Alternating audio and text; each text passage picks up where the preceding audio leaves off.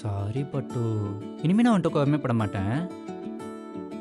நீ வேணா 2 அடி அடிச்சுக்கோ. ஆ?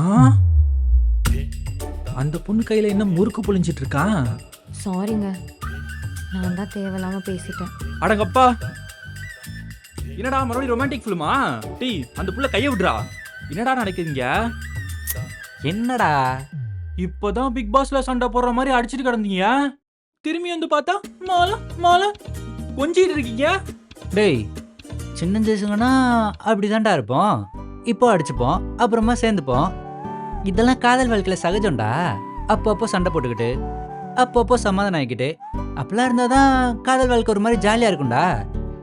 எப்போவுமே ஹாப்பியாக இருந்தா லைஃப் போர் அடிச்சிரும்டா. நாங்கள் ஓடியாதுக்கு முன்னாடி எத்தனை தடவை சண்டை போட்டிருக்கோம், எத்தனை தடவை சமாதானம் ஆயிருக்கும் தெரியுமா?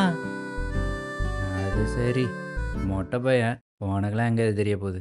என்னது மொட்டை பையனா? போது நிறுத்து. ஷேர் கண்டென்ட் பேசிட்டல, போய் சாம்பார் கட்டு போ. போடா. போறாம பிடிச்சவன். டேய், கையை விடுறா. போட. நம்ம அப்புறம் வந்து பேசலாம்.